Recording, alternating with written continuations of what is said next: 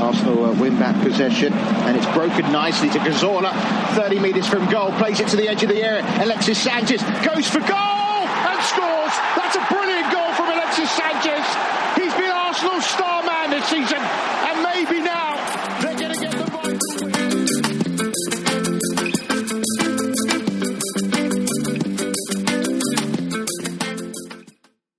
I'm forever blowing bubbles. How are you, Mike? Oh, it's a good weekend. I am in a wonderful mood.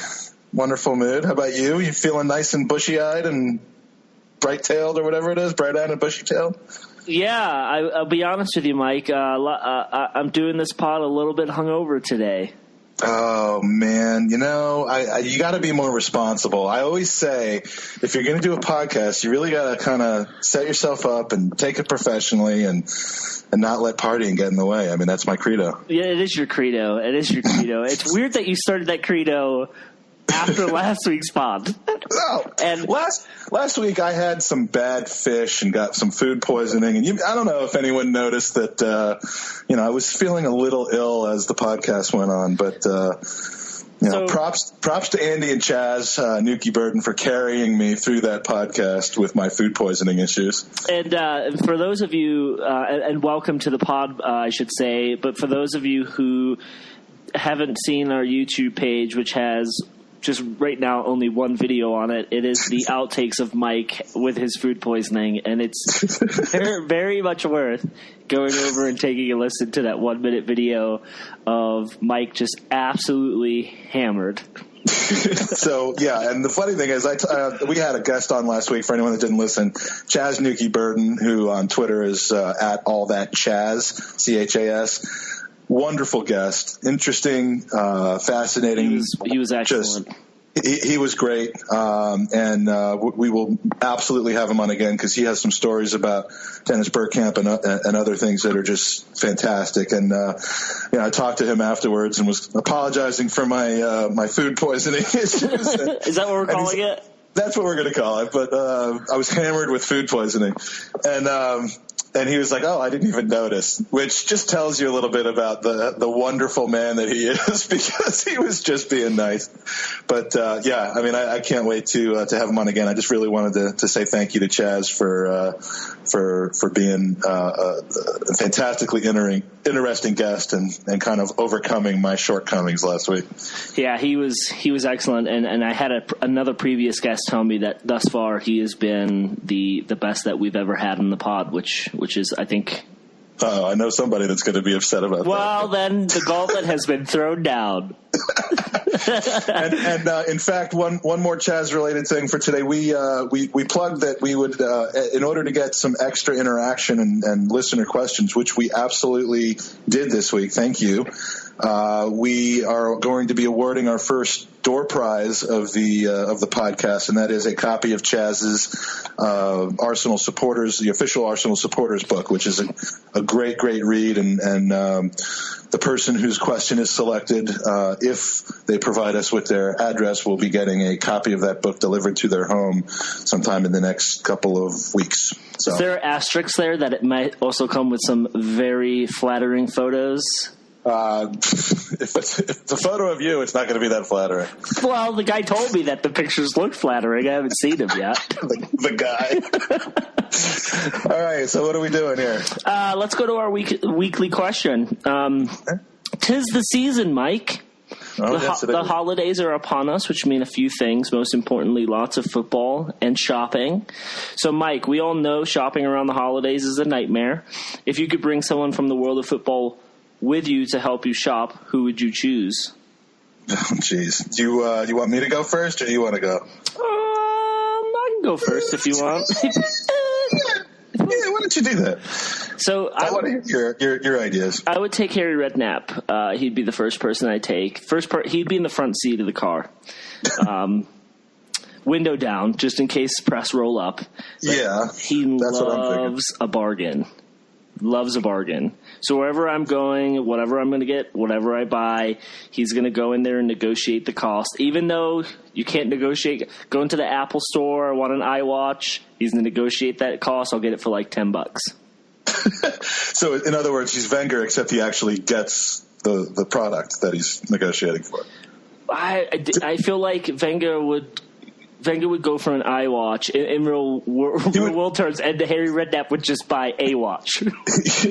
He would make a derisory bid on the iWatch, and then Redknapp. Yeah, I mean, I get it on the bargain thing, but like you said, he's going to be sitting in the car in the parking lot just giving interviews to Sky Sports people about what presents you almost bought but didn't get a chance to buy. So that's true, and that's fine. If you can get them in the store, then you're. I was going to say, I just need 5 minutes in the store. All right. Are we doing 3 people or 2 people? Why don't you do one of yours? Let's do one of yours. Okay, I would. I'll connect it to Harry Redknapp. I would take his mother. We know I have a small obsession with Harry Redknapp's mother. Rest in peace. Because I figure that she'd probably get me anything I want, any way I want it, with no strings attached for a very reasonable price. If you know what I'm saying. I don't, Mike. And I'm pretty sure. So we've covered the Harry Redknapp thing. Anyone else you'd go shopping with? By obvious choice, it would have to be Mr. Vinnie Jones. Because it's been 2 weeks since you mentioned him. It is, and this is why, guys, because everyone knows that going into a shop and buying one item and then queuing up behind 40 people is just horrendous. Not with Vinnie Jones. There's no queuing. He'll see a line of people and bam, he'll clear the way. He'll just slide tackle in. I think he only sees people as bowling pins, and he's the bowling ball, and he just wants to knock everyone over. So whether it's on the dance floor or in the department store, he's Vinnie Jones? Exactly. 'Tis the season to kick people's asses and lay a path of destruction through them all. See? That's why you take Vinnie Jones. The worst thing is walking behind some slow-ass woman who just picking her ass as she's looking in shop windows, trying to get somewhere. Not with Vinnie, man. Just he'll roll in, demolish, and we just bounce on through. Nice. Well, I scratched my head a little bit and came up with Michael Thomas. Because, again, your obsession with Vinnie Jones, I'm obsessed with Michael Thomas based on my memories. My thought process here is it'll be like whatever the last day that stores are open. I don't even know if they're open Christmas Eve for obvious reasons. I don't do Christmas shopping. But it'd be like 10:02 the night before Christmas, and we'd be at the mall together, and everyone's closing up shop, and he'd just kind of run in there and snag the perfect gift right before it closes. Nice. He would. Those gifts are up for grabs now. So you saying he's stealing the gift? No, well, he's nicking it in the very last minute, 2 minutes after they thought that the store was going to close. He's nicking the perfect gift. That's what I'm saying. Nice. The last person I take with me, Mike, and this is just purely just because I want to say it, is Jose.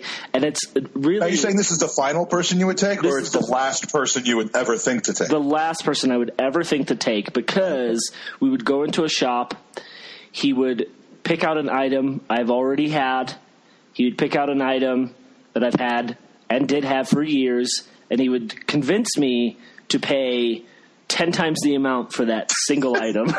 So he's the anti-Harry Redknapp, basically. The anti-Harry Redknapp. Sweet. Yeah. You're officially obsessed with Jose, and I couldn't be a bigger fan of your obsession with him. I'm officially obsessed with the fact that he's a fucking douchebag. Yeah, he is. And by the way, we're recording this during the Everton-Manchester United game, and just seeing him on the bench at the beginning of the game with that scowl on his... I mean, he's just a horrible person, and that's the nicest way I can put it. I wonder if Chaz has done an article on just how... I wonder if he's ever thought about doing an article on, like, you know, Jose says... Arsene gets more respect than me. Well, yeah, maybe someone in a reputable newspaper or magazine should do an article as to why, because one of you is a cunt, and the other one tries his best with what he's got to work with. I don't know if he's ever written an article on that, but I faintly recall seeing some tweets about that a few weeks ago, actually, before we played them. I could have that wrong, but So, yeah, all right. Well, good question. Good question. I've already thought of one for next week, by the way, and I'll share that with you in a little bit. But it's as bad as the one last week. Did you happen to write the question for next week when you were hammered last week? No, I did not. I did not, and it has nothing to do with food, of which I was poisoned on at the time. So, Mike, we have seen a week for Arsenal, peaks and valleys, my friend, peaks and valleys. We'll start off the pod talking about Southampton. Can we spend more time on yesterday than we do on Southampton? Sure. Can we just agree to that? Sure, but what is it? We got to go in order. What is it with us and Southampton? It doesn't matter who their manager is. They do us every time we play them. They've beaten us 4 out of the last 7 meetings, and it's not like they nick a 1-0 win. It's like they absolutely destroy us. Yeah, I remember talking about that before the Southampton game earlier this year, just like looking back over the last 4 or 5 years at the numbers, and it's ridiculous. But, I thought we were done with that when we just absolutely thrashed them back in September with that lucky 90-minute so-so penalty that we ended up getting. And, but I guess not. I mean, it'd be nice if they could do as well against their other parent team, Liverpool, as they do against us, but they seem to take it all out on us. Seriously. So we made 10 changes to the side with no real difference makers on the bench. So we gave a lot of people rest, and I understand we're giving our youngsters a chance. So we can't mull over this match for too long. However, this was a competition that I think we could easily have won, considering the teams that are left in the competition. My biggest concern from this match was the team didn't play like a team. We didn't look like the Arsenal we know. There was no cohesion. There was no transition. Jeff and Iwobi were both afraid to shoot from distance or while making those runs across that we've always become accustomed to from Perez, Lynchburg, and other attacking midfielders. We saw Theo has done it a couple times. The Ox does it. But we just did not look like that football team we've come to see week in and week out. And I wonder, did we make too many changes to the side and lose the cohesion, or maybe our under-23 team not playing the same or similar style that we play to? Well, if you go under the assumption that we were trying to win that game, let's just start there. Then it was a poor lineup, because no one in that lineup. I mean, it was a lineup of individuals who have shown that they're either on the border or, in the future going to be considered for the first team. But there was no cohesion, like you said.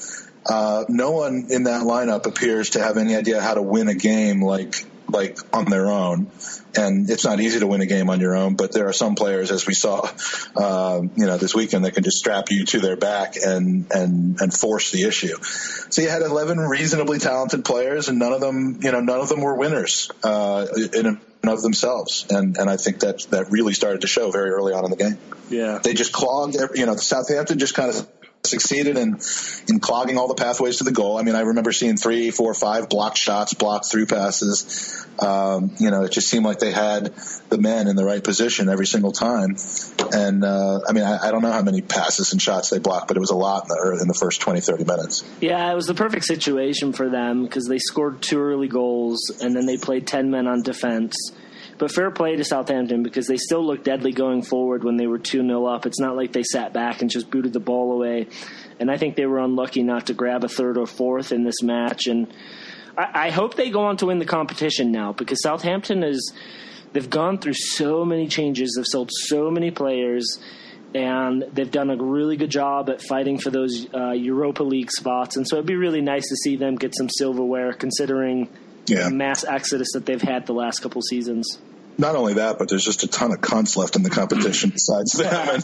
And Hull, I suppose I could get behind, but I'll definitely be rooting for them to move on. Yeah. It seems to me like I don't know if there's anything that can be done about this, but it just seems like we're giving way too much space to guys that are about maybe 23 yards from goal, like at the top of the top of the 18, but about 5 yards out. Guys that just get centering passes. And we've got 7, 8 guys in the box, but no one is cutting off that guy kind of at the top of the key, to use a basketball term. And, that's how we've been giving up some goals recently. I mean, whether it's the goal against that Mata scored against United, the first 2, the 2 goals against Southampton. I mean, is that a spot that we should be having a defender closer to the guy that's there, or what am I missing? I'm not sure. I hear you say that, and I think to myself, okay, do we have confusion over the central midfield pair? Are we having confusion with who's stepping and who's holding? And I think the only way that you avoid that issue is you have someone dedicated to stepping up and trying to defend that player. But we've seen whether if the goal is to zonal mark and just stack the box with a bunch of people, you turn it into a pinball game, and basically the first, if not the second as well, of Southampton's goals were like pinballs, and eventually the pinball's going to go into the net. We've always zonal marked on this squad. I've hated it. I think Steve Bold loves it, and it doesn't matter who the team is, whether it's Manchester United in the league, like you mentioned, or Southampton in the EFL Cup. That's just how we're going to defend. So at the end of the day, it's going to, oh man, can you imagine doing that against Barcelona? Yeah, that's what concerns me. I mean, but again, when you consider which players these were, what the stakes were, not gonna harp on it too much.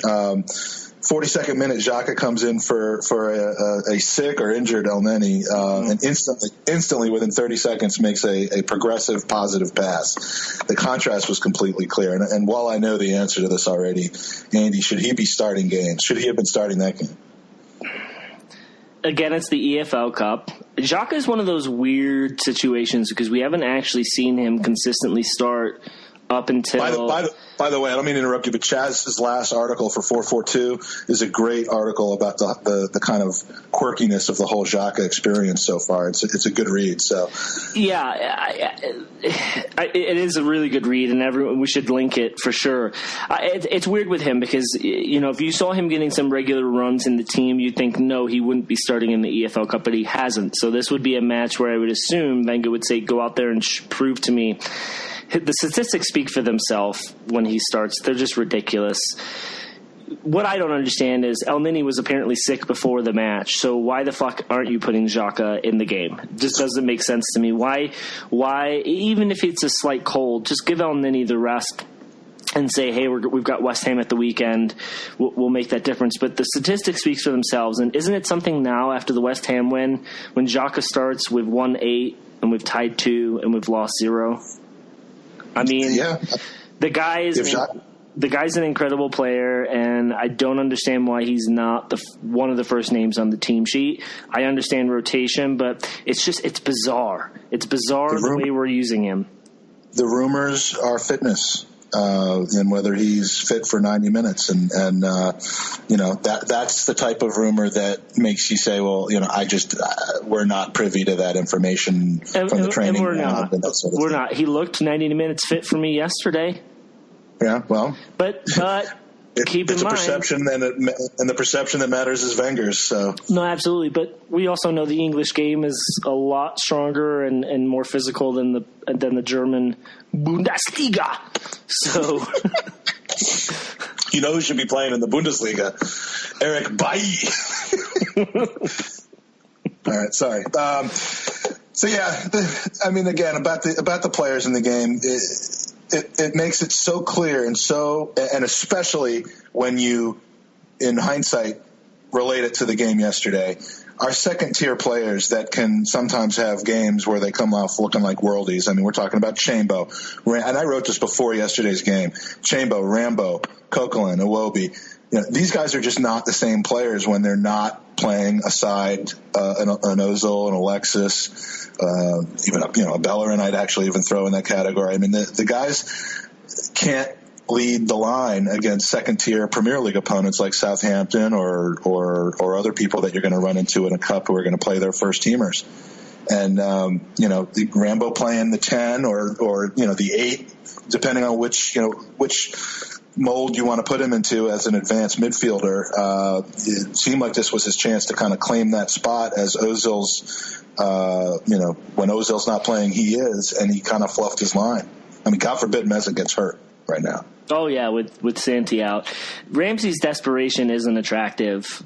he was absolutely shit in this match. I mean, what the fuck was he doing with his shooting in the second half? It's like every time he got the ball, it turned into the Ramsey show where he just wanted to get a shot. It was fucking terrible. He was falling over. He was facing the away RO goal. He just turned and shoot it.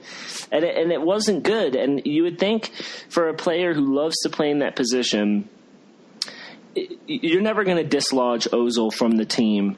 But for a player who loves to play in the number 10 role, you would think he would have used yesterday as a highlighting point to say to Arsene, midweek, hey, Arsene, if Ozil does go out, I'm here. Or if Ozil needs a rest, I'm here.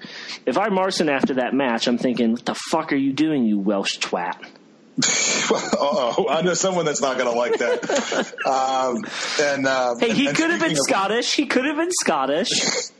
Speaking of that someone, there is some very interesting and insightful discussion on a podcast that obviously we both love, the Bergkamp Wonderland podcast, about Ramsey. There's kind of a misnomer that he loves and wants to play the number 10 role, and that it's more that box to box central midfielder role, or the number 8 role, I guess, that's a little bit less right behind the forwards that he prefers to play, and that when they put him in the 10, he's still playing out of position, and we'll talk about that in a little bit. But there's some debate about that. But when he's off, he's off. He's really off. No, and whether it's because he's playing out of his preferred position, or whether it's because of the lack of consistency of where he is playing, we're just not seeing the same Rambo that we saw a few years ago. No, I feel. First and foremost, Mike, I need to say some of my best friends are Welsh, so it's not offensive. But I feel bad for Ramsey, but I don't. And here's why I don't, because he's a professional footballer who makes ridiculous amounts of money, okay? Yeah. But Ramsey is that type of player, if anyone has ever coached a sport before, he is the type of player every manager loves, because you can go, hey, dude, I need you playing center back today. And he's like, got it. I need you at right back. Got it. I need you at left mid. I got it. He just wants to play. So you got to give him the credit where credit's due. This isn't a Theo situation. No. He will go wherever the boss asks him to play. But when he's given the opportunity to shine in the position that he's the best at, he looked like an asshat.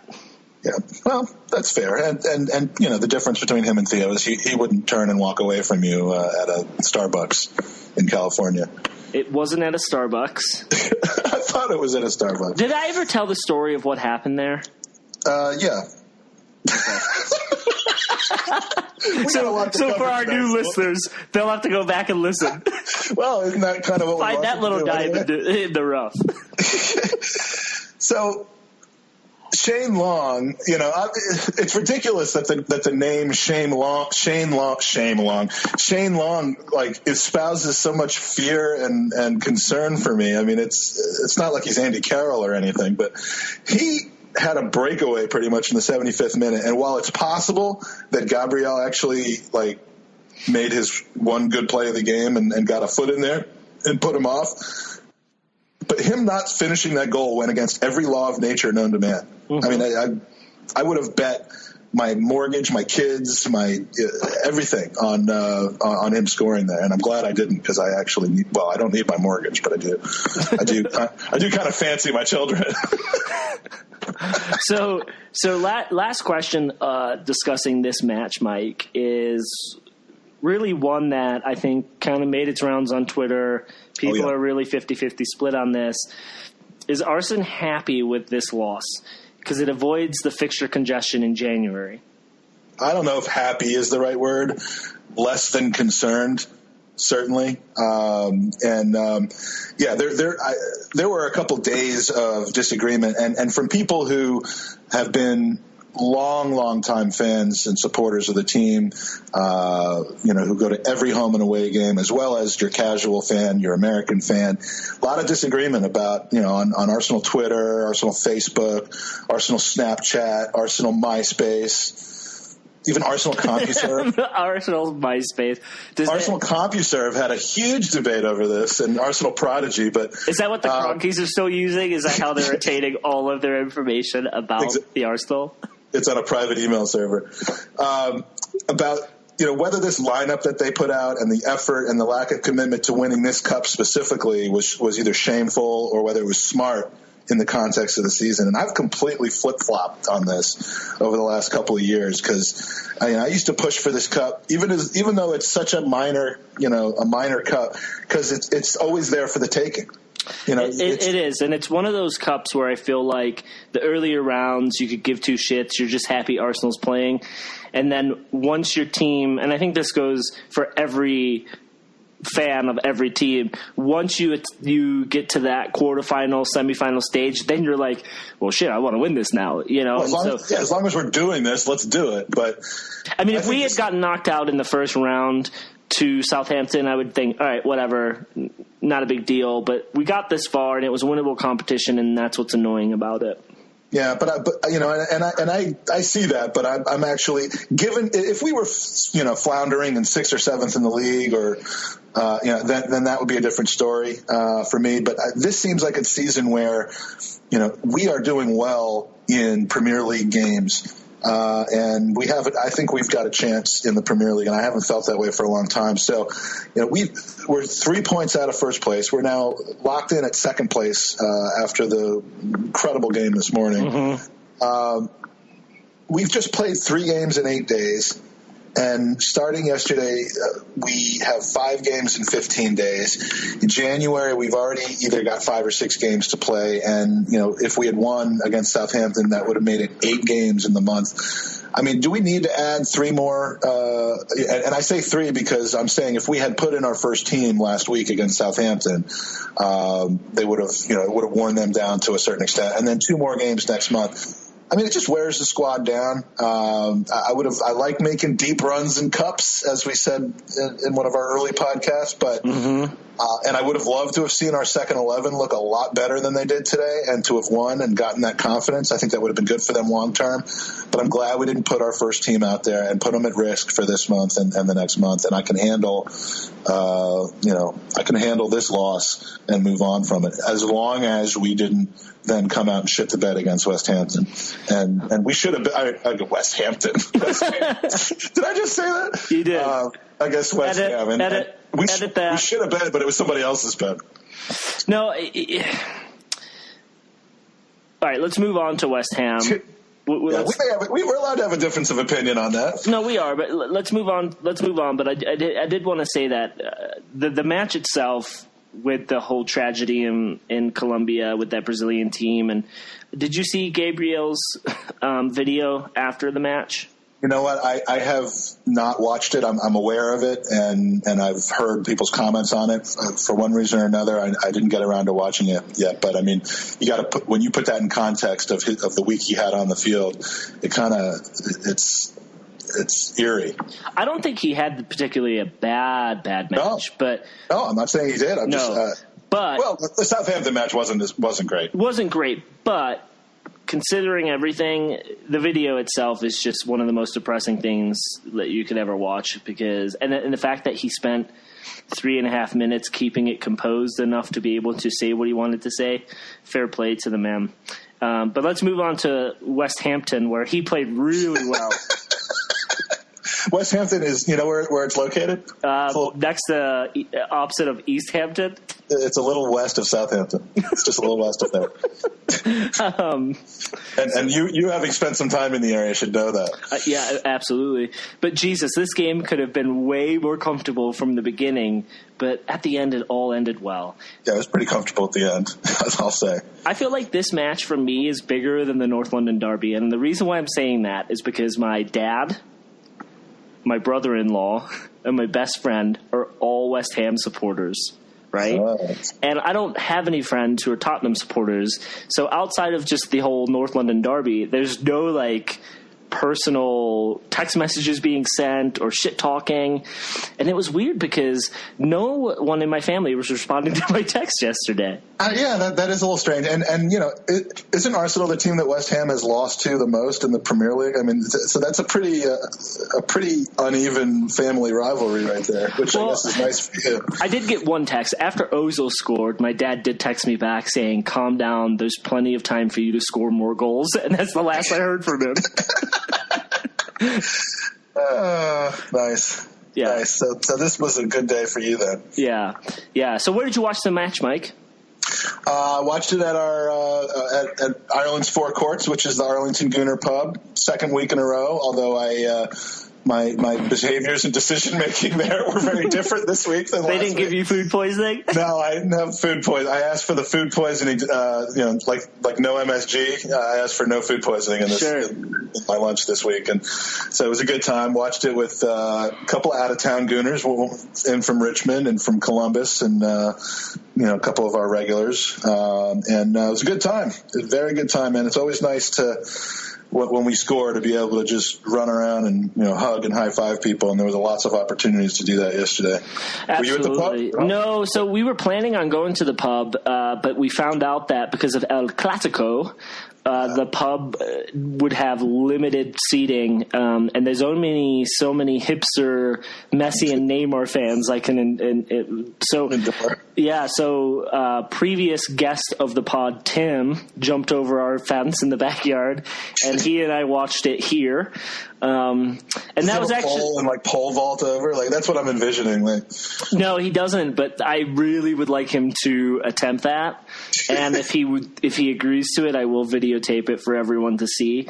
But no, we watched it just sitting here on the sofa, and it was a great match to watch. There was one moment in the match, Mike, where I just fucking lost it, and Tim he's on his phone. He looks up and he turns to me and he goes, "Hey, I feel really bad for Gabriel." And there's this long pause, and I'm thinking that he's going to go into this whole thing that happened last week. And he went, "Holy shit, he might be one of the ugliest people on this planet." And I was just like, they came out of nowhere, and I was like, "Really, Tim?" Yeah, the last 2 weeks he's taken so many shots to the face and the head. How many times has he been on the ground, with his hand in his face? And I keep expecting him after all these knocks to, get up and pull his hands away from his face, and all of a sudden he's a fucking model. Have the reversed impact on him. But, look, he is not an attractive man, but we'll give him a pass. His game on Sunday, despite just getting knocked around, playing out of his natural position, that was a gutty game from him yesterday, and he's had a heck of a week, so it was great to see him, shine yesterday. Yeah, he was thrown into a position he was not comfortable in playing, and to think we utilize and stretch that right back position with the speed that we usually have there, the overlapping runs, etc. With Payet being down the left, he did really well. For Jenkinson against Di Maria, which ended up not materializing because of injury, but this is another one where their best player was their left-footed midfielder that could have really been a problem for our makeshift right backs. No, fair play and a lot of credit to him. He did. Oh, United scored. Fuck. Yeah. Ibra? It looked like it was Mr. Man Bun himself. All right. Well. I'm sure with all the Ibra fuckers out there, it was the greatest goal ever scored. Yeah. Well, he seems pretty happy with himself. Speaking of goals, Mike. I was just about to say. Transition. Speaking of goals. My approach towards this game, since there were so many of them, is to kind of run down goal by goal, because it's fun when you win 5-1 to do that. First goal, in my opinion, it came from playing tight press, not so much like a high press, like we've seen before. But this particular goal came from when the cock got jammed in between two men that were trying to pass the ball. Yeah, the cock jammed in between two men trying to pass the ball to each other. The ball squirted away from the cock perfectly and landed on Alexis's feet, which he's going to have to get new cleats now. But obviously Alexis's pass to Mesut to set up the easy tap in was nice. But how about that little sublime touch of the ball. He took a little touch to go around Winston Reed and took Winston Reed out of the play. And that, along with Mezit's first touch over the goalie with that Ludogorets wonder goal, that might be one of the most underrated pieces of skill we've seen all season. He just tapped the ball, danced around Reed, and Reed just overran it, and then they were in on a 2-on-none. Oh yeah, it was excellent, and I feel like defenders sometimes assume the player is going to get there. And one of the reasons why I love Sanchez is because he's that scrappy little obnoxious, I'm going to tap at your feet the whole time. And I think that's the reason why we got that possession, was because he followed through it. I feel like Giroud goes up and tries to block that pass, but Alexis actually gets in there and thinks, all right, I'm going to nip away. And that's the reason why he did it. And Winston Reed probably thought he had more time. And shame on that West Ham goalie for not screaming at him to say, get that off your foot. So well played. Well, it wouldn't be we'll talk about the high press a little bit more in the listener questions, but that wouldn't be the first, or that wouldn't be the last little piece of fancy footwork from Alexis, and it wouldn't be the last time when Winston Reed was made to look like an idiot. So, but it certainly was the first. The second goal, we flip forward to the second half, right as Andy Carroll is preparing to come in the game, and we're all stressed out about how it's 1-0 and Andy Carroll scores against us every single time. Aaron Ramsey makes a penetrating forward pass, Andy. Ooh. Sanchez just makes mincemeat out of Masuaku with a turn. I mean, he's just blowing people away with some of his turns. Ogbonna just stands there and watches as Alexis runs past him and puts a laser into the side of the net. And that was his first and the team's first of 4 goals in 14 minutes that blew the game open. Oh, absolutely. To have the ability to do that, you have 2 defenders that are closing you down. And he was so wide on that play to take that shot as well. Such an acute angle. That's why the keeper couldn't have been better positioned. No. If you take that shot away, he's going to put it near post. Absolutely. Everything in that scenario was perfectly planned by Mr. Sanchez, and that's why he's worth £250,000 a week. And is being called Mr. Sanchez now. So the third goal actually began as an attempted 1-2 between Ozil and Xhaka. But once again, the ball just ricochets off of Winston Reed perfectly to Alexis and just says kind of, fuck this, and puts it a centimeter beyond Randolph and again into the side of the net, where virtually all of our goals ended hitting the side of the net before the back of the net, which is just accuracy. And that cued the fire drill. Yeah, that exit was similar to a group of prostitutes fighting for a 20-pound note blowing in the wind, Mike. It was just atrocious. I mean, they were so quick to get up and that fight. Doesn't sound like you wrote that ahead of time. Fight for that 20-pound bill.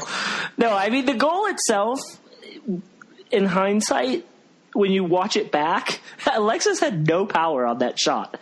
And I think it was placement.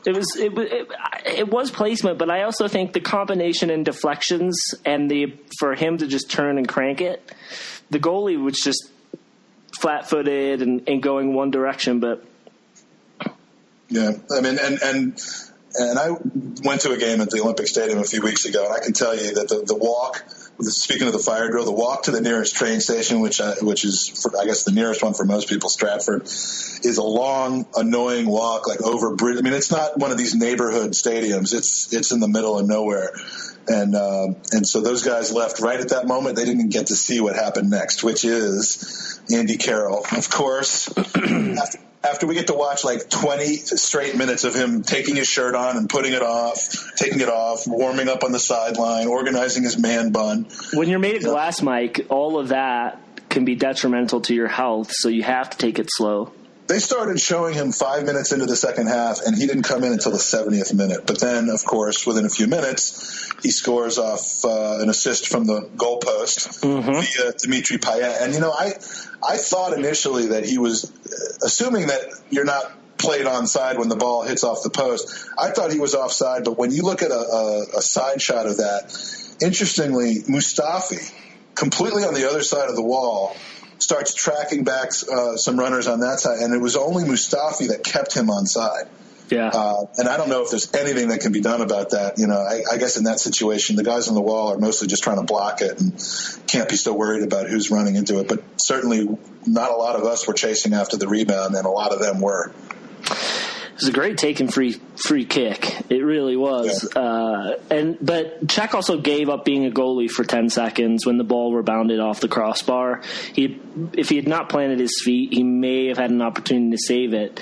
So you would have saved that. Oh, of course. Do you know the only difference between me and Petr Cech? That Petr Cech doesn't do this pod with me. I don't wear a helmet. Oh, okay. So would you have rather won this game the way we did 5-1, or would you have rather won just 1-0 if it meant that fucking wanker Andy Carroll wouldn't have scored a goal against us? I'd rather win 5-1 because it gives the team confidence. Don't forget, this is a London derby.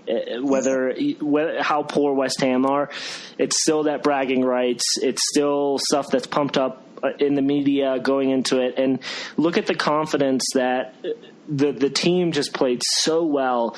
Look at Chambo. I mean, we've been desperate to see him play this well all season, and this is the type of player we expect to see 90% of the time. And so if you walk away with a 1-0 win and you squeak by it, it's another one of those confidence moments where you're like, yeah, we won, but we didn't play well. Well, now we're walking away from a London derby where we say, okay, we absolutely annihilated a Premier League team. And you've got players pseudo Premier League team. Well, right, but you've got players like Chambo, confidence. You've got Ramsey with his penetrating forward pass, confidence. You've got Gabriel who just murked everyone at right back, and just confidence. So I would take the 5-1 win. Oh, yeah. Even if I'd take a 5-4. Well, now 5-4 would be a different situation. But even if Man Bun scored all of those, I'd still take a win where all the players played as well as they did yesterday. Yeah, and that's a tongue-in-cheek question just to express how much I hate Andy Carroll. But yeah, of course, a 5-1 win is much better for the long term. But yeah, that game from Chambo, man, that's our boy. Mm-hmm. He channeled his mentor, Alexis, with his work rate, his penetration, and then that goal was just the icing on the cake. He would have, other than Alexis, I suppose he would have been the man of the match even if he didn't score that goal, or the vice man of the match to Alexis. But he needed that. He's so confidence driven. His momentum, his confidence can be so high, and he plays like he did yesterday, or it can be so low and he just completely disappears. But right now, I think he's in the ascendancy, Andy. Oh, he is. He was exceptional yesterday. Outside of one or two wayward shots, he created a lot in the first half. Him and Nacho had a really decent game going down that left-hand side. And it was frustrating not to see Theo following up on the back post because there were a couple opportunities for some easy goals there. Sanchez isn't the type of forward who's going to just lurk around in the box. He likes to drop deep. So when you're playing with the speed that we have on the wings and Chambo sets off, Sanchez might be dropping back to create or pull a defender or a midfielder. So Theo's got to be on that back post. And I know a lot of people were getting frustrated with, Ox is so shit, there's no one on the end of these balls. Well, that's not his fault. He's doing his job. He's getting to the end line and getting that across. And unfortunately, nobody was there. Useless sack of shit, baby. I don't know. Well, Theo was busy playing 6 yards from his own goal, doing Jedi mind tricks on Payet and making him squibble the ball out of bounds. Yeah, that was entertaining, both just to see him playing as a defender, as a right back, and the fact that Payet blew it. No, totally. Payet didn't completely abuse him in that position, but no, and Theo did a really good job tracking back, and I thought it a little bit strange to see him that deep, but I also wonder if Arsene said to him, hey, I need you to keep an eye with Gabriel being right back, using your speed, because Gabriel's not the fastest Arsenal player. No. Payet's got some speed, so well done by Theo. And if that's the case, A, good coaching. Yep. And B, maybe that's why he was a little less available at the back post on some of those runs. If you're shading a little bit further back in defense, then maybe he's fast enough that he should be able to just zip back and forth. But I think we give him a pass on that. But yeah, Chambo, well done. I will say with Chambo, this is the player we need to see now, week in and week out. Yeah, he has to be consistent with it. But if he keeps playing like that, we got some good things going on. Has he tied down for you the starting left wing spot on a regular basis? Over Iwobi? Yeah, possibly. I mean, with his injury record, I have no issues with Arsene rotating the two of them when tactically beneficial for Arsenal. So if we see a team that we can utilize the speed over, or are we playing a team that maybe Iwobi's control and ability to 1-2 and pass? I just don't want to see Chambo play the next game off the bench because he's deserving of a second start in a row. And so it would be nice to see him in our next match get that position again. But you know what? I have no problem. We've always wanted depth on this team, Mike, and so there's no issue with rotating the two of them when it's tactically beneficial. And in a few weeks back, don't forget, we got Welbeck coming back. Where does he fit in? I think, honestly, it's tough. I mean, if we coming off the bench for Theo or yeah, maybe Welbeck is just I really hope he stays healthy. I love that guy, man. Such a good player. Yeah. I mean, and this is twice now that I've just virtually forgotten that he was on the team. I mean, I hate that like a new signing expression more than just about anything else, but I mean, this is kind of why they have that expression, is because you just forget that he's available at some point, and that point should be coming in a few more weeks. So yeah, completely agree. So we got one more goal, Mike. Yeah, that's true. The final goal, Alexis, I don't care if it was offsides, and he was offsides, but the little the little step over that he did to fake out the keeper, and Winston Reid again was world class. I mean, Winston Reid was Alexis's bitch this whole game. Were we linked with him at one time? No. Well, maybe we were. I know we were linked with Ashley Williams, but I feel like at some point, briefly, we were linked with Winston Reid as a potential plug-in at right back. And I'm glad that didn't happen. Let's just say that. But that goal was sublime. It was unbelievable. I'm glad that it happened. They didn't blow it offsides, because the soccer and football world would have been that much poorer for not getting to see that piece of skill. And then they pan over to Slaven on Bilic on the sideline, who's just literally just holds the camera on him for 10 minutes, and he's got this vacant look in his eyes, and he just looked like he had been victimized in many different ways. Meanwhile, Alexis's price it's increasing by £25,000 a week salary every amazing thing that he does. I mean, I was tweeting during yesterday on behalf of our show. With each goal, it was like, okay, it's up to $250 a week, pay him.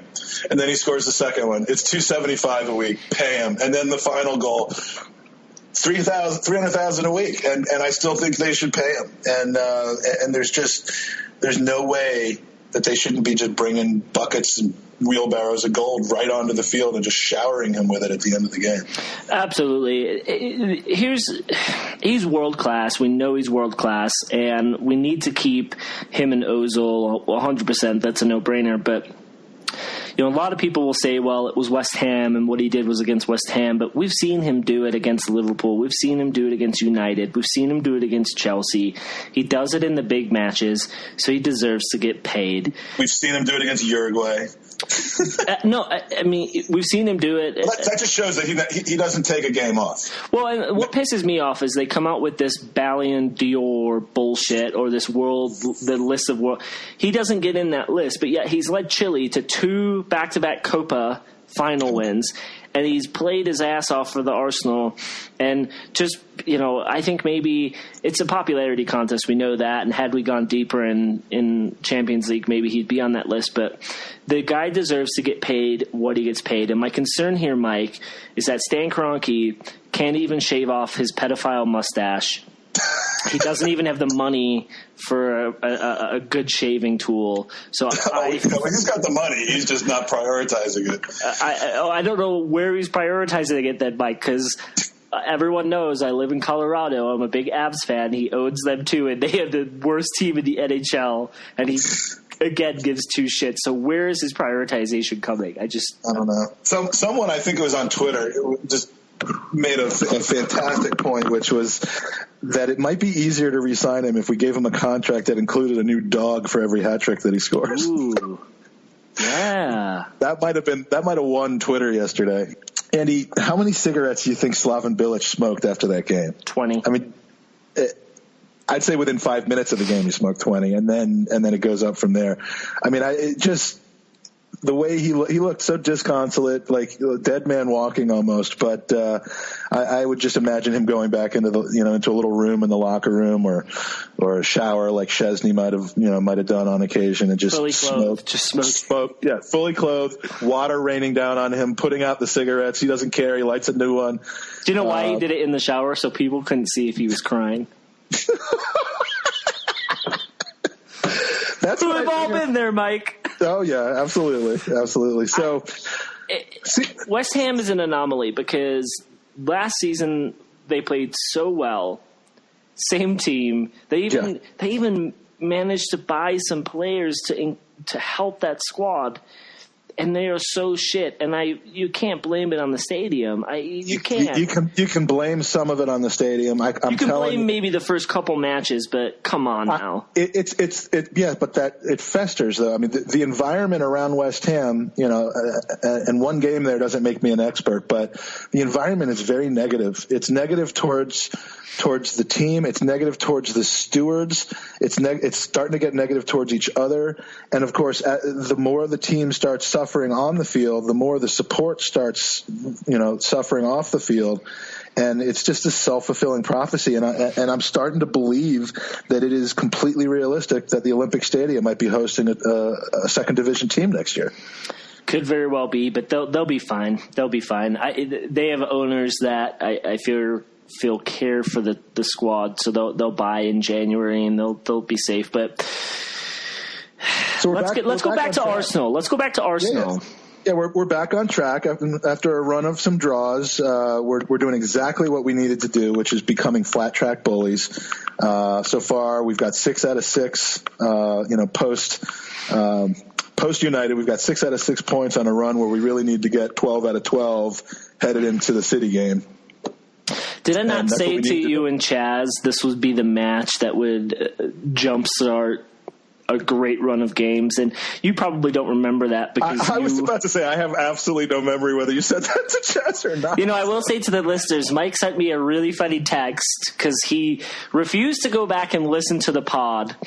And then a bunch of people were like, actually, it's not that bad because I edited a lot of Mike out and you could hear those edits on YouTube. But he came back and said to me, which I was dying laughing, he said, it's really weird listening to the podcast you're a part of when you don't remember any of it happening. Oh, jeez. Yeah, I mean, there were some parts that were like, oh, yeah, but then other parts are like, not so much. I'd love to share them. I would love to share with the listeners the picture of you from our pod. No.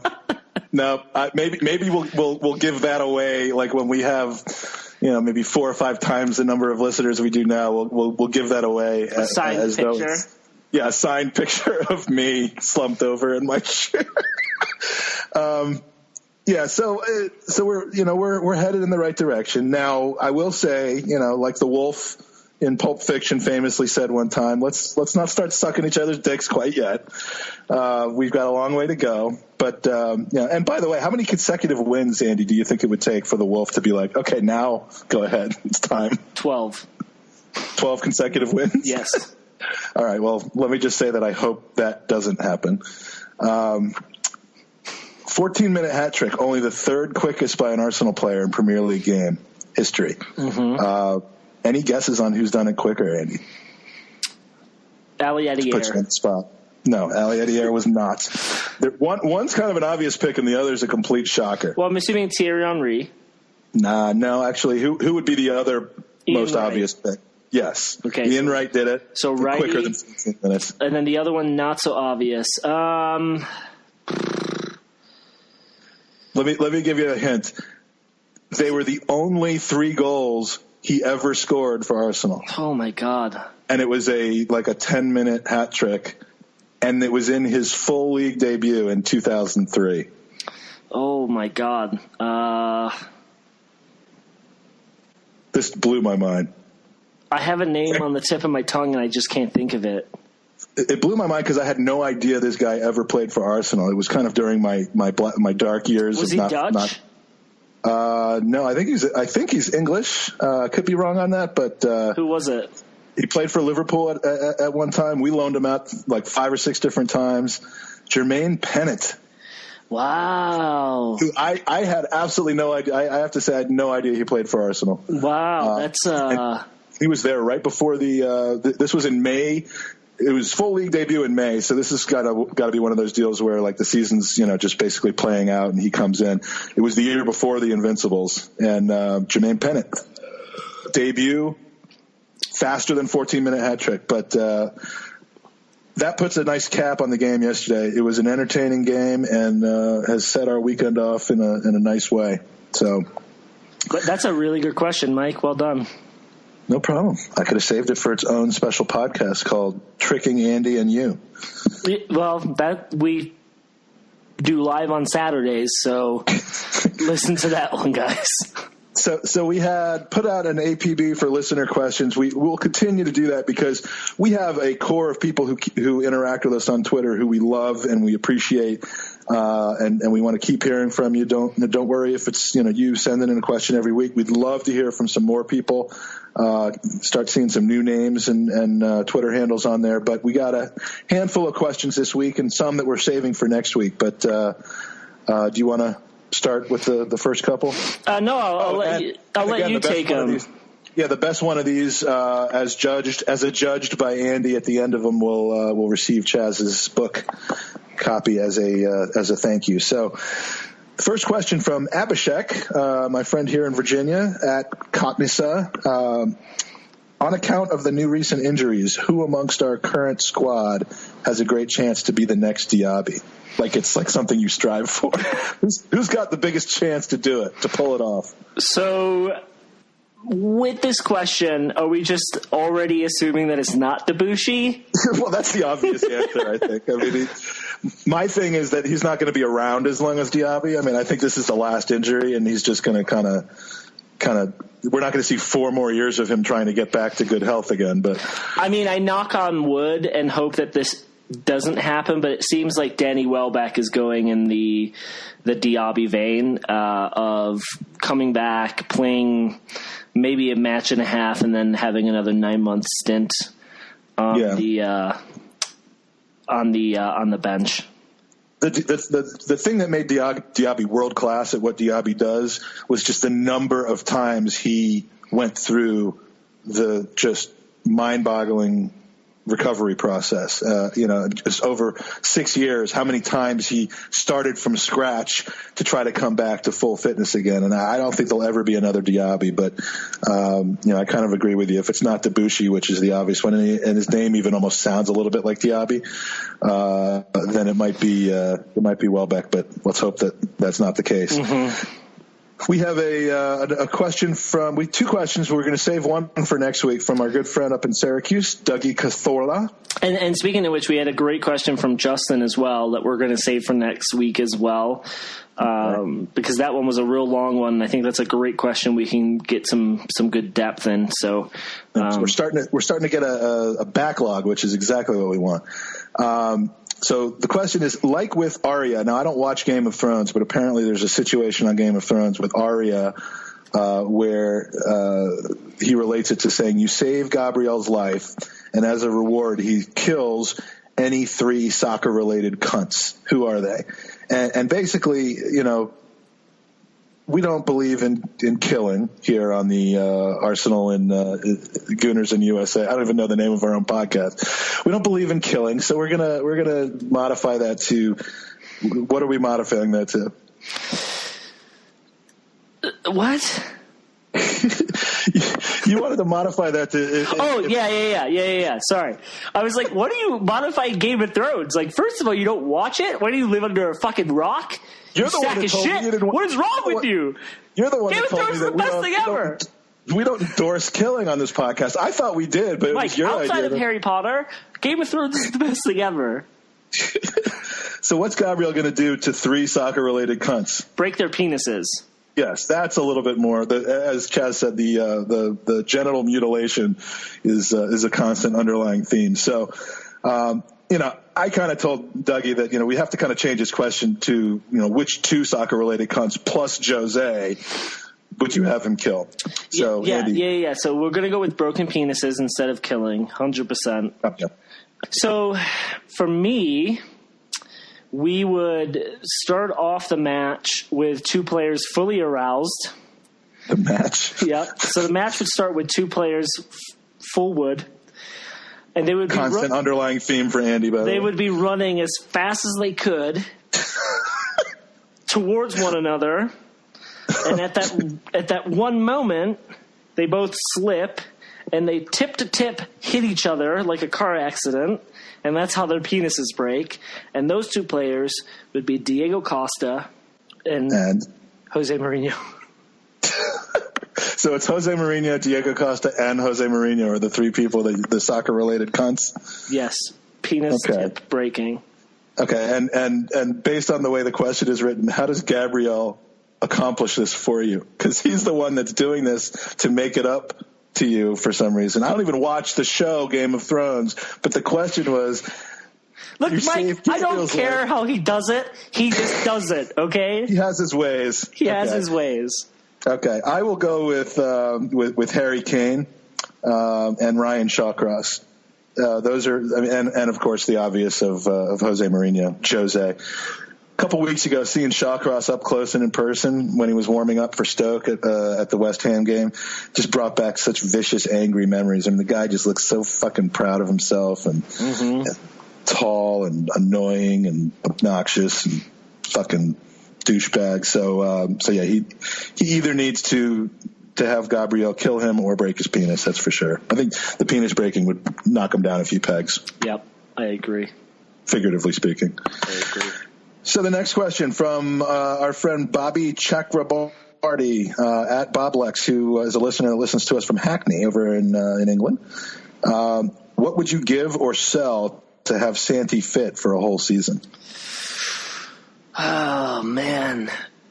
Now, when we say we have to sell something, is it something that we personally own? Because I can easily sell Harry Kane's soul to the devil. Yeah, you can decide. No, what would you give to sell? Give or sell to have Santi fit for a whole season? That's a good question. I would love to sell a Debussy. I don't know, Mike. It's a tough question. I'm not going to give anything away if I can sell something, first of all. So I marked the give out of the question because, I'm a businessman. So I got to sell something I can get a lot of money out of, and in this, this situation, and that would just be my body. That's what I can get the highest level of profits out of, I'm figuring. So I would sell that and use the money to help Santi through his horse placenta rehab and have him fit for a whole season. Mike, that's one thing I love about you is no matter what happens, you're always ready to sell your sexuality. Well, I've honed it and I've worked on it for so long. I'm ready to use it as an asset. So an asset.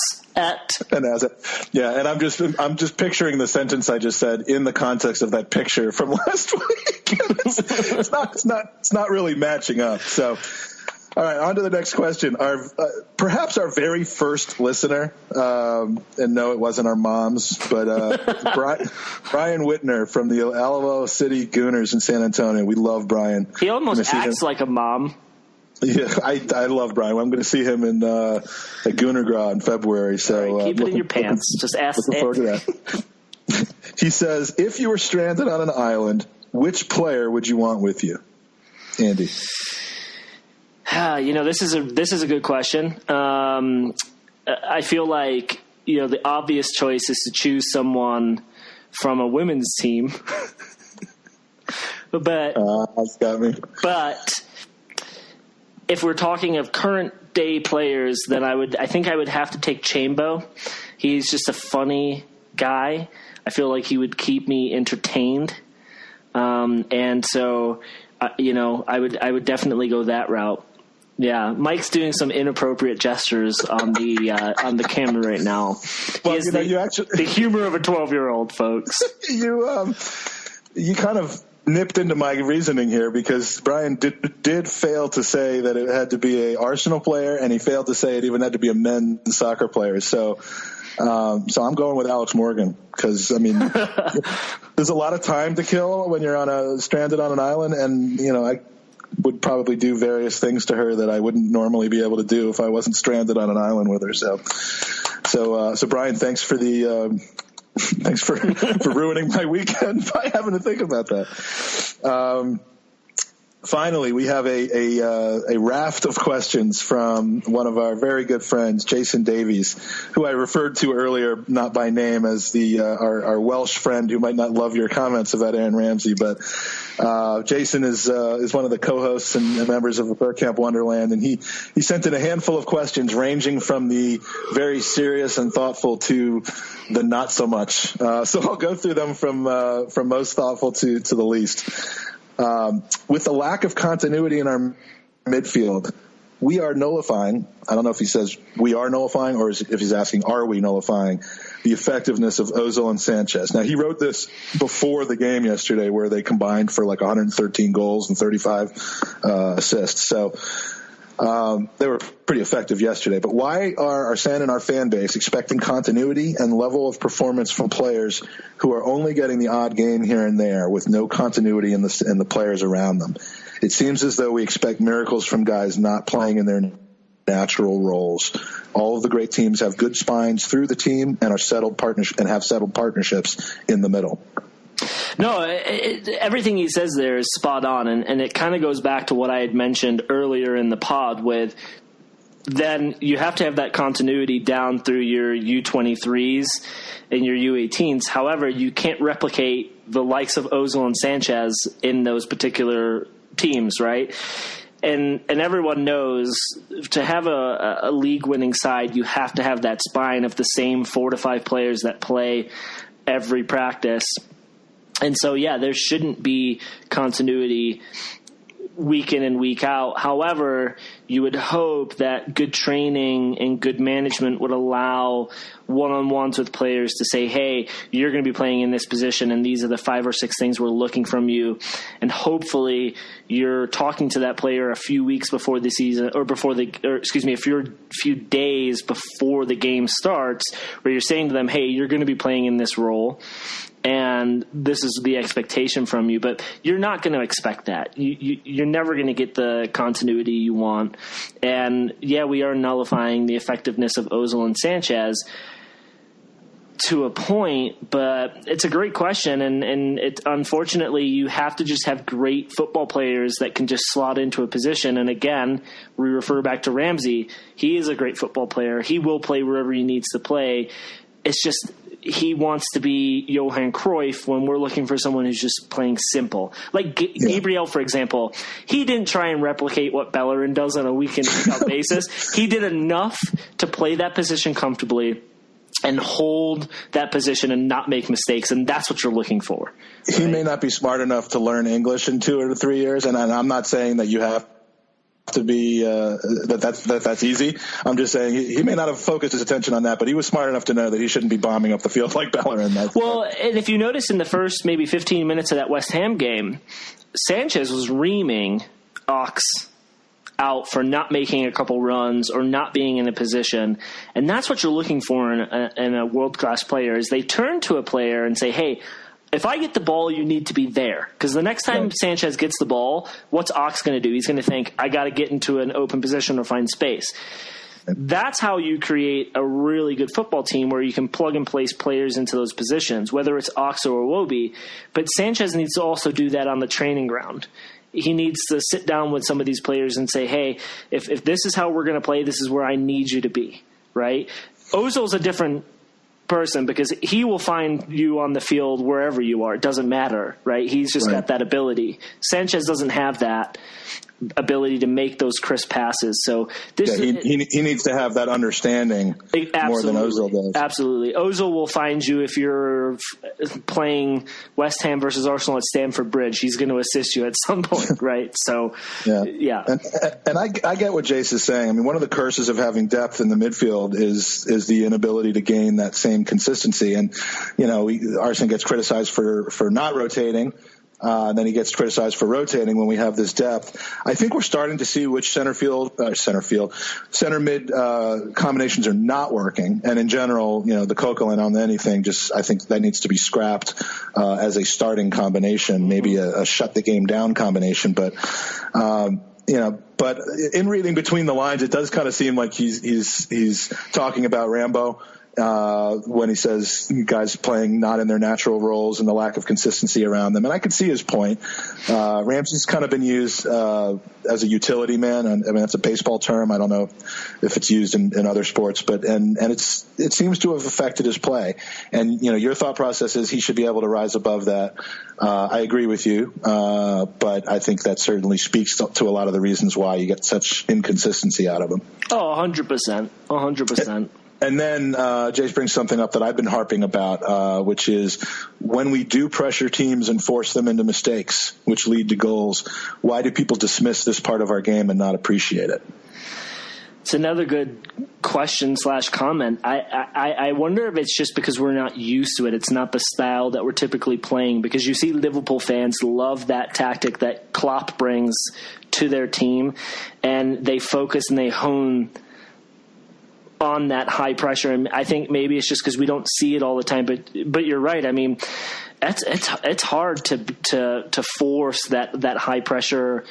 And that's the only reason I could see is because we just don't do it on a regular basis. And I was, barking at Wenger for not starting Giroud up top. And I mean, I was one of those people early in the season and blamed it for why we didn't perform well against Liverpool and all that. And I've completely changed my tune because I didn't know that we could do that. I didn't know that we could press and force teams into mistakes and get goals like Alexis did against Chelsea, the first goal, and like the goal against Bournemouth last week. And then even the first one today. I mean, I just never looked at us as that kind of team. We were always the possession, pass it around, make an incision through the center of the box and then tap it in. And, it's a change in the way we play. And I love it. And I think it's directly led to our success this year because we're getting up early in games and not having to chase them. A front four like we had yesterday with the amount of speed and intensity, those are causing the mistakes. We're not just getting lucky and taking advantage of blunders. The high pressure play is forcing those errors. Mm-hmm. And that is the primary reason why, I've come to like Giroud as a plan B. You start off the game, you tire them out, you force errors, hopefully take a lead.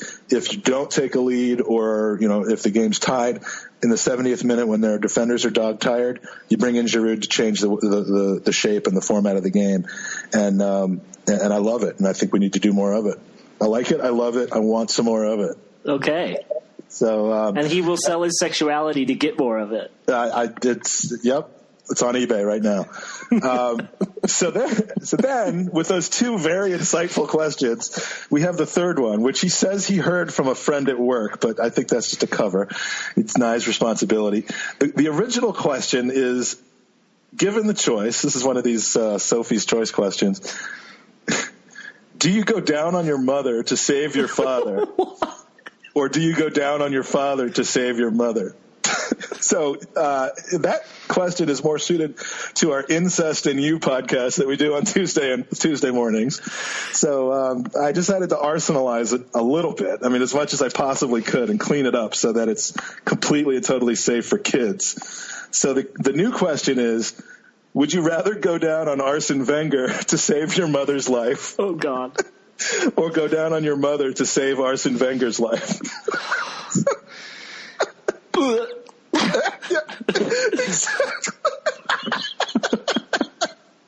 This is the part of the podcast where we take a moment of silence to go vomit. I mean, that's fucked. That question. See, Mike, this is he heard it from and I'm doing the air quotes, a friend at work. This is the only type of question, and I think he I don't think this will offend him in any way. This is the type of question a Welsh person would think of. Well, I'll leave it. I've seen Gavin and Stacey. This is what the Welsh think of. That hilarious question. I would obviously you got to save mom. Yeah, I mean, it sounds like a Twitter poll. I think we need to get a little bit more opinions than just you and mine. But I'm thinking normally I'm going to be much more inclined to try to make sure my mom stays alive. Mm-hmm. But I'm not exactly in a rush to be going down on Arsene Wenger either. So I really don't know what to tell you. I'm gonna take the easy way out and say I would just kill myself. But. Oh man! Thank you, Jason, for those questions. We will try to return the favor if we possibly can. What favors are you returning, Mike? Except I don't work with any sick fucks, so they're all pretty normal people. So it might be a struggle. So that's our questions for the week. Thank you. So, out of all of those questions, and I don't know if Jason probably already has a copy of the book because he knows Chaz quite well already, but who are you thinking our question of the week winner is going to be for this week? Looking back on the questions, and I told you that I would give the vote based off of how we answer the questions. I think I'm going to have to give it to Dougie. I knew that was coming. It was a good question. I've never met Dougie before, but Dougie, great question. Keep him coming. Bobby had a close second. It was close second. Absolutely. Well, congratulations, Dougie, and I'll be in touch with you to get the specifics to get you a copy of Chaz's book. If I could give you one tad bit of advice, is I would open a P.O. box if Mike's going to send you something. Yes, that might be a pretty good idea. Give him your neighbor's address and just say, "Hey, I accidentally put the wrong address down. Can you bring this package over?" All right, so that's questions.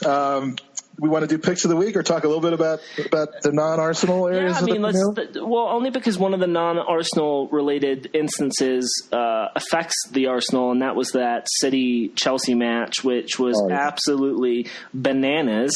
I mean, it ended with handbags, and I hope, based off of the red cards, it seems like both of them are going to be upheld. There shouldn't be any appeals because they were just both ridiculous and disgusting. But it does look like we are going to play City, and Aguero and Fernandinho will be sitting out those matches as part of the 3-match bans they're going to receive, which is huge. Well, I think Aguero is actually at a minimum of 4 because it's his second straight red of the season. Oh, okay. So I think it's 4 unless reduced by appeal, and there is just no possible way they could appeal that. If we don't appeal Xhaka's red card and they appeal this one, I mean, something is dreadfully wrong. But, I mean, if they appeal this one, it might be made into 6 instead of 4 because that was a horror tackle. It really was. I'm no fan of David Luiz, but I actually felt bad for him after this situation. It was. I'm sorry, David Luiz. Yeah. He doesn't qualify as a David in my judgment. There's some history definitely between the two of them. But that was bad, and if that was Diego Costa making that horror tackle, it would be all over the press. But because it's Aguero, it's kind of discussed and then brushed under the rug. But how Aguero's about sneaky Vinnie Jones like though? I mean, this is not his first time stomping on going in with studs onto a knee. I mean, he did a 2-footed stomp on Luiz, I think, last year. Yeah, no, he's a dirty player, and there's definitely some Argentinian, Brazilian bad blood there. But Cesc had some composure not to react to Fernandinho grabbing his neck. I mean, he just kind of backed away and allowed. Granted, the ref was right there, but Cesc of Pest would have grabbed a piece of pizza and thrown it. I have been told by people who may have seen more of it than, more angles than I have, that what led up to Fernandinho going off on Cesc was a slap from Cesc. And that, kind of sneaking under the surface was Cesc did kind of act like Cesc the Pest. And then by when it really started becoming about the two of them and less about Luiz and Aguero, Cesc, of course, was playing the who me type of, sheepish thing. I mean, I thought the same thing. I was like, Cesc played that perfectly. He didn't haul off on him when he was getting pushed. Good way to not boil over and get yourself suspended as well, if from his standpoint. But apparently he got away with a little bit there as well, and that who knows whether that'll end up being seen and he'll end up getting retroactively banned for that if that happened. But do you think after it all happened he called Arsene and said, "Is this enough?" Well, there certainly is some discussion about that, which about who replaces Santi in the long run. And I'd say yes to that. You'd say yes to Cesc coming back? Absolutely. I'd say no. I think there's way too much risk for locker room stuff to happen. I mean, there is a conceivable path to it happening, but there's a lot that Cesc has to do, and not because of him going to Chelsea, but because of what happened when he left for Barcelona. And I the whole lead up to that and the behind the scenes stuff, I think it has the potential to undermine a locker room that seems to be in a pretty good place right now. And that's nothing to do with talent, nothing to do with the Chelsea thing. I just think it might be a step backwards rather than a step forward. I'd much rather see some of the, less realistic things like Jack coming back from loan. I was going to say the obvious choices. Or Isco. I love how everyone on Twitter was like, that's it. Isco is going to be signing for us. It's like, dude started and played 90 minutes in El Clasico for Real Madrid. I know. We're just going to be able to call Real and go, oh, hey, guys, just looking for Isco. Because you know what their response is going to be? Yeah, send him back. Yeah, send him back. And those stories coming out in the press regarding Ozil, you know what? I'm sorry, but when they come from Marca and the Mirror, come on. I don't think why do people buy into that bullshit? Mesut's not going anywhere, I hope. Alexis worries the heck out of me, but they just need to make whatever the opposite of a derisory offer is, a preemptive offer to Alexis, and just keep him here. But that's we're beating a drum on that. Yeah. The other big non-Arsenal Premier League, we talked about it at the top of the pod when we said, why does Southampton always play so well against us? You see them play Palace in the Fraser Foster mistake where he completely whiffs the ball and gifts Palace the goal. I just don't understand why we can't get that luck against Southampton. Against Southampton, no. But we are kind of making our own luck this year. That I don't know that comes from pressure. That just comes from just a boneheaded thing. I saw Andre Ter Stegen do a similar thing in a friendly against the U.S. In D.C. a few years ago. I mean, every once in a while a goalie takes their eyes off of it. But yeah, it would be nice to kind of start off a game with that kind of goal and fuck Southampton. Mm-hmm. So, the game this morning that you slept through, Liverpool and Bournemouth, what a game that was. I was already in my office getting ready for our podcast and watching the second half of that game. How did Jack play? Blew my mind. I see there were a lot of goals yet again with him not on the end of any of them. I'd say he played all right. There was one kind of rebound that came out to him outside the box that he just leaned back and launched into Rosed when it was 3-3. I think he's certainly holding his own. He seems to be keeping his health. I was going to say he's playing a lot, which is great. Yeah, I mean, he's playing a lot. He seems to be staying healthy. Obviously, that will change if he comes back to Arsenal, but. Mm-hmm. I think he's doing all right. Oh, Everton almost scored.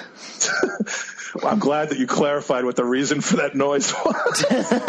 De Gea has saved two beautiful back-to-back shots. Yeah, well, yeah, this game looks like it's going to end 1-0. But yeah, the game this morning, just fantastic. Keeps us in second place, exposes the fact that Liverpool's back. Mm-hmm. Back four, back through their back line is just not able to close down games. And even though they scored 3 goals, Arthur Boric had a howler of a game. He almost carried in a corner kick into his own goal as well. It was 1 millimeter away from being a goal. And but Coutinho is going to be a miss for them.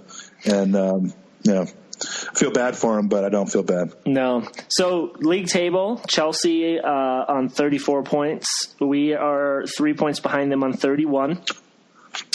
Then we have Liverpool and City both sitting on 30, Scum on 27, West Brom surprisingly on 20, and then United on 20, not including today's result. So they are still – and then Everton sitting on 19. So, big game for the two of them. But it's nice to see that it's 1 point, but my God, first through fourth is going to be a tussle, man. That's why other than the City game – we've got a flat track for a while, and we've got to keep going like we're going, and we will all of a sudden be at or near the top of the table in February if we can pull that off. Absolutely. Pick'ems! Guess who snagged some points this week? Your boy, going into the Manchester United game, which I think will all end up, well, I don't know. I got 3 points. Chaz had 2. And Andy, you have 1 point going into this game. So Mike, a broken clock is right twice a day. So I guess that's true. So going into the week, we have you at 33, the guest spot at 28, and the loser at 26. But getting ever so much closer to who's the loser? That would be food poisoning boy. So this week's picks. Who's our guest? This week we have Mr. Erik Howland, who resides in beautiful Chicago, the Windy City. He is we've seen many a contribution on Twitter from Erik, and yes. You guys go with that. Yes, Erik is a lovely, attractive young man, and I don't know what more you want me to say, Mike. I mean, he's just. I was gonna let you decide which direction you wanted to go from there. It could have went down a real slippery slope. Yeah. Erik, future guest on the pod. We're yes, gonna have him he soon. is being saved for the North London Derby. Okay, nice. Okay, first game of the week is our trademarked shit game of the week, which is Everton at Watford. I'm gonna go 1-1. Why do you always do this? I don't show you my picks for a reason, and then you pick the same exact fucking thing. It's like you're I'm using Theo Walcott's Jedi mind trick on you. You're putting 10 men behind the ball and just blocking me out from being able to pick up any points on you, because I got it at 1-1 as well. And while I could have just changed that just now and you would have never known the difference, I have integrity. and I'm not going to do that. So 1-1. Sexuality. Yes, I'm willing to sell my integrity as well, by the way, for the right price. And Erik, I believe, has it at 2-1 to the Watford. Are they the Watford? Is it 2-1 to the Watford? Watford Hampton. Watford Hampton. Deeney and Capoo, spelled Capoo, to score goals, and then Lennon to come out of active retirement. Active retirement, I love that, to score out of nowhere. So he's got Watford picking up the win there. Man City at Leicester. I'm going to go 3-0 City. Okay. Any details or no? I never give details. Yes. Why pull back the curtain and let anyone know exactly? The process? I have it at 2-1 City because that's basically what I've been picking every week the last few weeks, and it's until this week that's pretty much what had happened. Erik has it at 3-1 City, and wonders where has Leicester gone. Wonders if Conte was the string that held the whole thing together, and says if Nasri was on City, he would have scored this week, and that's terrible. Kun Aguero to get 2 goals. I don't think so. That game was written before yesterday's game, and Torre will come on to rub one in Pep's face, and Mahrez for Leicester City. So 3-1 to the City. West Ham at Liverpool. Now, if you pick the same thing I did on this game, then there's a problem. Man, this is going to be a tough one, but I'm going to go 2-1 Liverpool. I'm surprised it was that close. All right. Liverpool will bounce back from this week because, after all, it's West Ham, and they're going down. 6-1 Liverpool. 6-1. Erik has it 3-0 Liverpool. Hammers are terrible. It's tougher for Pool without long shot Coutinho, but unless Antonio is scoring a header, they're not scoring. Lallana and the Brazilian man bun Firmino to score. And then the first one says man. I don't know if he means Emre Can or what. That might just be a typo. But Can, Lallana, and the Brazilian bun Firmino. I mean, he's being accurate. A man will score. Yes, man. Goal. Yeah, man, Lallana. Yeah, so Alex Morgan is not going to trot onto the field and score. That's pretty much what he's going with. Tottenham at Man U. That's a heck of a game. This will be 0-0. 0-0, okay. Defensive battle. I have it as a 2-2 tie, so again, we're kind of locked in together. 2 Wimmer own goals to account for Manchester United's goals, and 2 Michael Carrick own goals for Tottenham, because when I hate the teams, I can only pick own goals. By the way, to kind of figure out who I wanted to lay it on, I Googled Manchester United's roster when I was preparing this, and the Google, like it has them all spread across the screen, and the entire team is pictured in, like, headshots in their football kits, most of them with their former teams that they played for last year, like Pogba's in a Juventus jersey, and then Michael Carrick's picture is him in a green shirt swinging a driver on a golf course. It has nothing to do with football. Google Manchester United roster and then, like, scroll to the right. You'll see Carrick in this playing golf. Coincidence? And Erik actually has it 2-1 to the Scum. I'd love nothing more than a biblical-type flood to hit Old Trafford on this day. But in case that doesn't happen, Harry Kane scores 2 and Ibra scores after a drought that is currently at about 30 minutes. What the fuck, Erik? Yeah, come on, Erik. This is supposed to be professional, Erik. Get your stats right, man. Pogba to take around about 10 shots or more from outside the box, and the whiny one to blame his defenders for the loss. And finally, Stoke v. Arsenal at Arsenal.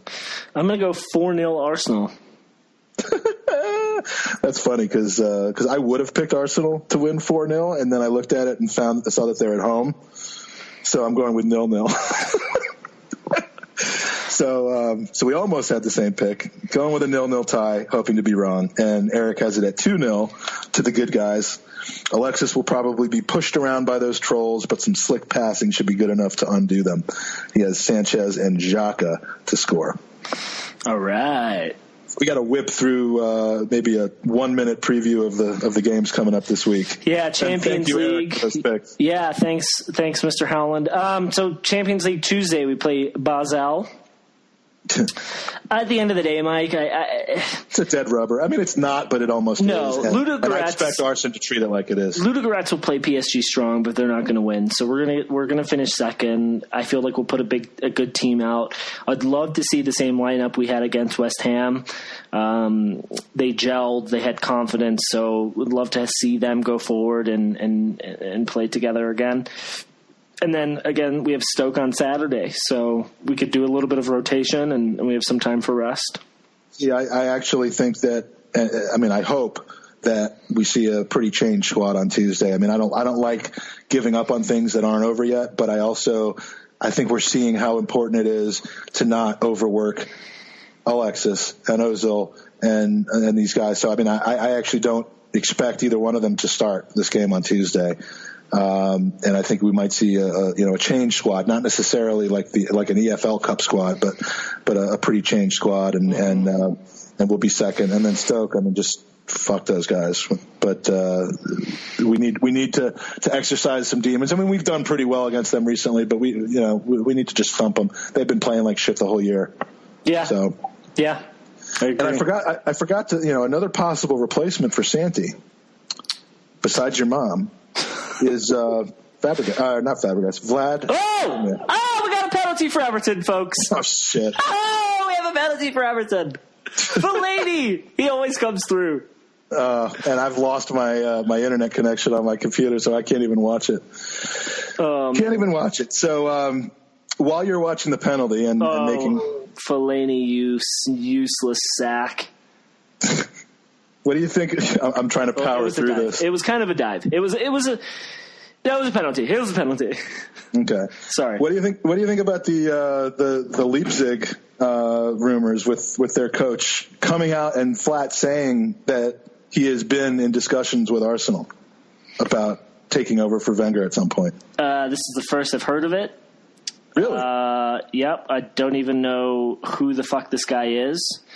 I don't know who the fuck this guy thinks he is. Yeah, who the fuck does he? You know what, Mike? It wouldn't surprise me to bring in a manager of his caliber, but that would just surely the world is going to end at some point. Trump is president, and now we're getting hit with this news. I mean, come on, anything can happen. By the way, did Everton make the penalty? Everton did score the penalty. Leighton Baines. It is 1-1 in the 88th minute. Oh, that is beautiful. The downward spiral continues yet again. Although I don't know how our picks were, but I don't remember either. If I picked a draw in that game, then then the world is really coming to an end. Yeah, apparently. I mean, the notable thing about this is that they have him, on record in an interview saying, confirming that he was in contact. Whereas, most people, it's all theoretical and hypothetical. So, this guy could either be kind of like an early stage Klopp, or he could be a one season flop. Not to become a poet, but so. I don't think this would be the guy that I would anticipate being the next coach of Arsenal after this year. I think that guy, as you would say, just beat Liverpool this morning. But yeah, that was an interesting note for this week. So anything else this week? No, Mike. It was a good podcast. I appreciate you not having food poisoning. And yes. I'm going to watch what I eat before all the podcasts from now on. As well you should. Yeah, listeners, please continue to review our podcast on iTunes. We've gotten some good reviews. We've gotten a rating on there, but we'd love to keep it going further. So please help us out there. Love some new Twitter interactions. Just send out a tweet, tag us on it, and we would love to get to know you guys better. And stay tuned for some top notch and maybe a couple of bottom notch guest appearances over the next few months as we go into the second half of the season. So, Andy, it's been a good day. It has. Let's hope it's a good week. Enjoy your Sunday, and good luck on Tuesday. Beautiful. You too. Come on, you Gooners. Join in the banter through our social media outlets. You can like us on Facebook at Gooners in USA. Follow us on Twitter at Gooners in USA. Send us an email at gooners@goonersinusa.com. Check out our website, which is www.goonersinusa.com. You can subscribe to our podcast on iTunes, and please send us questions, comments, suggestions, or anything you'd like addressed on the pod. Come on, you Gooners.